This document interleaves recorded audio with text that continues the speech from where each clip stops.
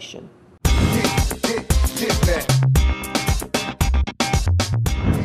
And welcome back to Plaquemines Prep Rewind, as always, at Salvo's Seafood. Once again, we'd like to thank all of our sponsors who sponsor our show. You saw their tags at the beginning of the show, and we're going to throw some plugs in every now and then during the weeks. And going into week 3, like we said, Belle Chase is 1-0. Yeah. South Plaquemines is 0-1. Belle Chase more than likely going to go to 2-0. About a 99.99999% chance of going to 2-0 as they play Jason's favorite team, which I always will say, Clark, the Bulldogs. Jason? I don't think I have anything to add. If you well, read, I actually do. This will plug if you read our picks on plaqueminsprep.webs.com, our website. You will see that I put Coach Harrison. Please pick a new doormat next year. I'm a little tired of Clark. They are led by sophomore quarterback Johnny Myers. Been outscored 78-30.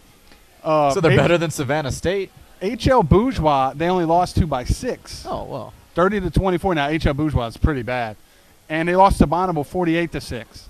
So, yeah, Belle Chase has got this game pretty much locked up. Unless something now, granted, ULM went and beat Arkansas, so that could happen. That's why they play the game as they would say on TV. You know, that's why you play the game.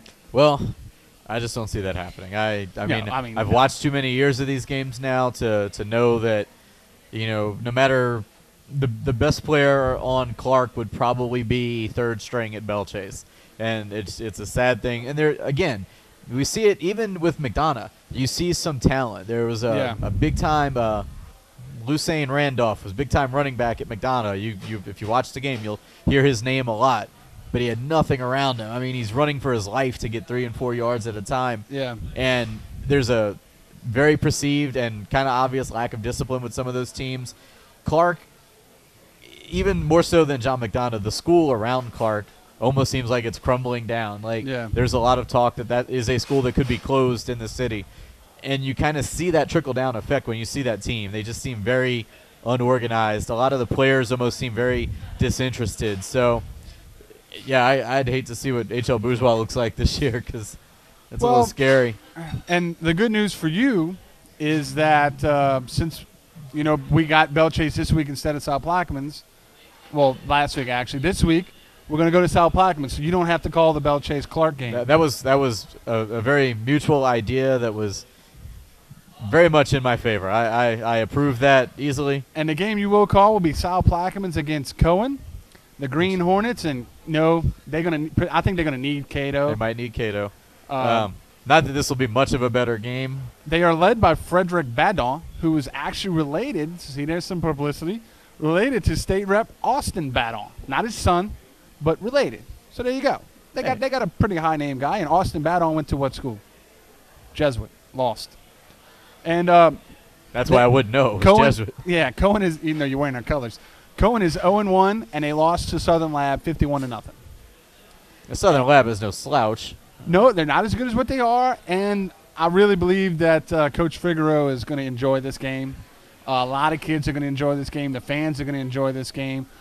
We're hoping that it's going to end up being down the road, as we say. But, yeah, it's going to be – Week 3 is a good week for Plaquemines Parish football. Yeah, you're right. You know, we talked about very much kind of a similar program to what Clark has at Cohen. There's a lot of disorganization, a lot of, you know, kind of issues within that school, within that team. Yeah.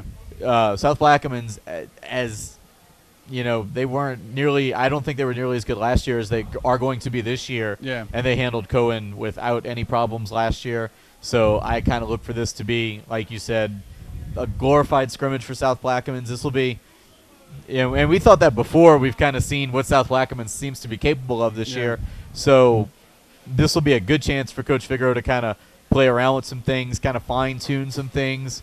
And, you know, as you look forward, and as we'll get to now, talk about the next week, as this will be games 2 and 3, or games 1 and 2 within their district. Yeah. And a game that we'll talk about next that we thought was probably going to be almost a gimme in the opposite direction. Right.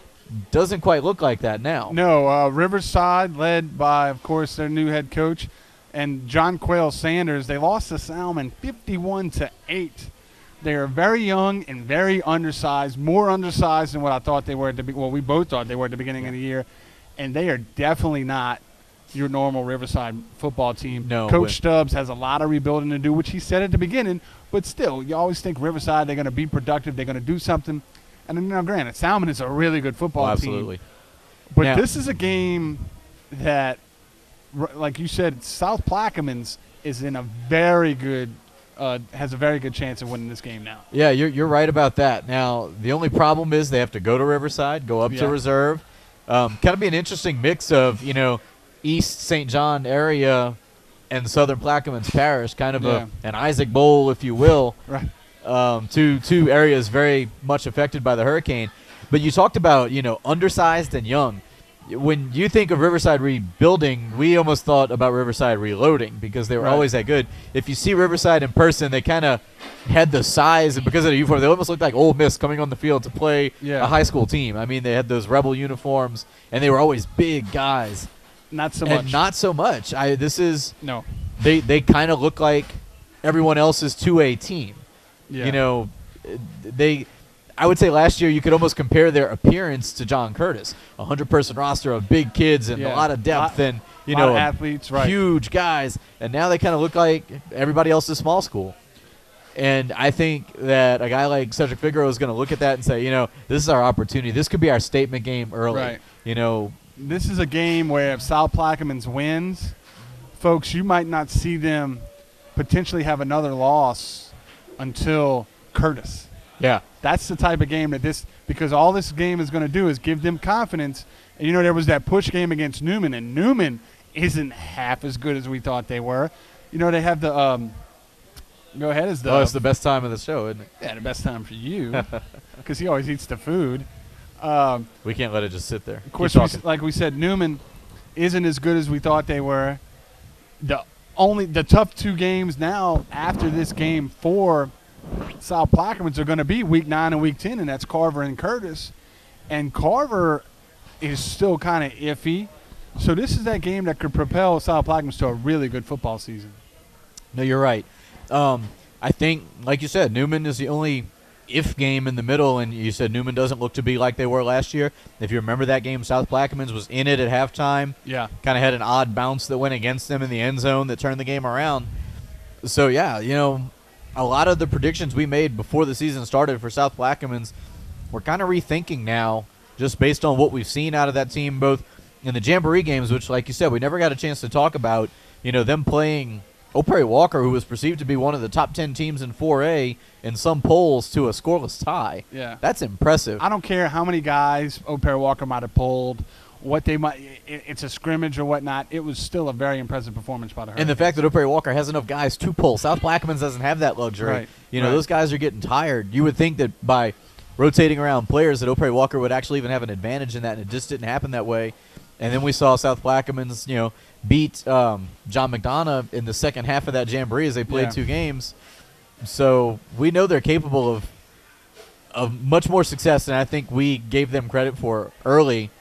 Right. And that Riverside game is going to be the telltale game. Right. If you see them win that game, then they're going to have a better season than we thought. If you see them dominate that game, then it could be something special brewing down there in Port Sulphur. Yeah, it really could be. And speaking of another kind of highlight game for a team, is the game of the week that week is Belle Chase against East Jeff. East Jeff is all that and then some in a bag of chips of what we thought they were. They're better than what we thought. That's the South Plaquemines, the teams that we thought might be better are not as good. The teams in Belle Chase's schedule, the Vanderbilt Catholics, where Elijah McGuire had 5 touchdowns against St. Charles Catholic, and then East basically Jefferson personally won that game for them. The question mark games that we had where it could have been an iffy games are now, well, those teams are really a lot better than what we thought. Yeah. And of course, that includes Coach Salta Formaggio's East Jefferson Warriors, and I just love saying Salta Formaggio. I know you do. I kind of would like to see East Jefferson lose this week just so that it'll put them down a little bit, because I do think that they are stacked. They're kind of loaded. One thing that we did see Belle Chase struggle against early, and I know Coach Myers made the adjustments, was that they were having a hard time stopping runs up the middle out of a power I formation. Yeah. East Jefferson can do that to you all day, all night, and then the next day. And if Belchase can't make the adjustments for that, that's going to be something that they will definitely struggle with. Again, the one thing I can hope for, and I'm kind of plugging my old high school coach and Coach Hank Tierney. Hank Tierney up in Ponchatoula, and I hope that he can pull. I don't even know if I'd call that an upset, because Ponchatoula is no slouch. But if Ponchatoula beats East Jefferson, that's going to at least kind of put them back down to earth. Right. And that's kind of almost what happened last year, is they had come off a loss to Ponchatoula. At the time, they didn't really expect to lose to Ponchatoula.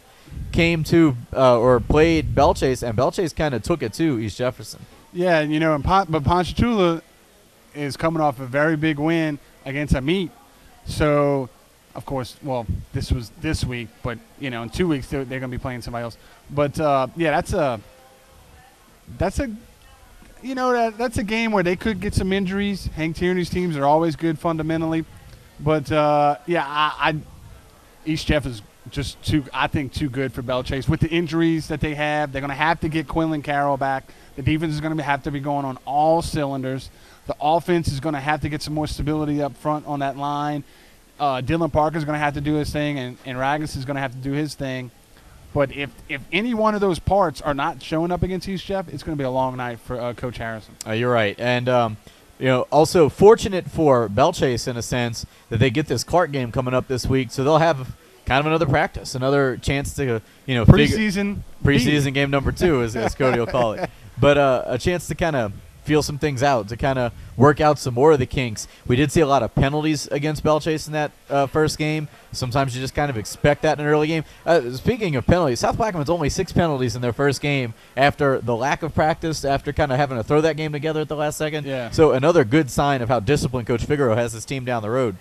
But getting back to Belchase, they'll have a chance to figure some things out leading up to that game, where East Jeff win or lose that game. It's going to be a tough test playing Ponchatoula. So let's hope that the mental fatigue that I know you mentioned that Ponchatoula might have some of that going up against East Jeff. Let's hope that East Jeff has a little bit of that the week after, and that Belchase coming in clean and kind of do their thing, so to speak, in that game. Right. And, of course, that's week 4, so we got a couple weeks for that. And we'll be reviewing that when we come back in 2 weeks at Salvo's Seafood. But when we come back this week, we're going to have our weekly picks and our trivia questions. So more of that and everything else coming right up at you after this commercial break from Salvo's Seafood and Plaquemines Prep Rewind.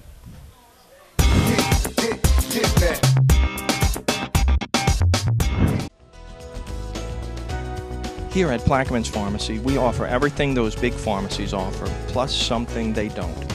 That's fast, friendly, personal service. During hurricane season, your prescriptions are safe with us and easily transferred to anywhere you may evacuate to. Don't forget to come in and get your flu shot this flu season. And remember, at Plaquemines Pharmacy, with us, it's personal. Hi, I'm Cohen Grappel, and I would like to invite you and your family to Sunday lunch or dinner with us at Little G's. Most of you know we have daily lunch specials every Monday through Saturday and specialize in fresh seafood dishes like a fried soft-shell crab Lafitte. We have a children's menu, the only non-smoking bar in the parish, and now for your convenience, we're open 7 days a week. Thank you for dining with us at Little G's. The old store is gone, and the new doors slide open as you walk inside the new Jean Fro's Hardware and Lumber Company. Row after row of thousands of items, all your hardware needs, electrical or plumbing needs, paint, garden, and on, it's all here. It's close by, no bridge traffic, serviced by us local folks that know the store backwards and forwards. A bigger lumber department, and don't forget the fishing. The good news is in, the new Jean Fro's is now open. Bayou Barrier Golf Club will now provide an even more enjoyable playing experience thanks to the installation of a new irrigation system to help ensure premium conditions throughout the year. As part of the celebration, Bayou Barrier is now offering the Mega Membership for only $39. Members receive green fees for as low as $15. As always, the club continues to support the military by offering active duty complimentary rental clubs and Mega Member benefits. Bayou Barrier Golf Club, an exciting course with a fun family atmosphere. Do you want a doctor who pays attention to your needs? Do you need a doctor available Saturdays? Dr. Michael Chambers of Delta Medical Clinic is located at 103 Dr. Bowen Street, just before the Bellchase Bridge. We're open weekdays from 8 to 5 and Saturdays from 9 to 3. We offer preventative health care and vaccinations, x-rays, and even tattoo removal. We can help you manage many chronic illnesses, including diabetes, depression, high blood pressure, asthma, and smoking-related illnesses.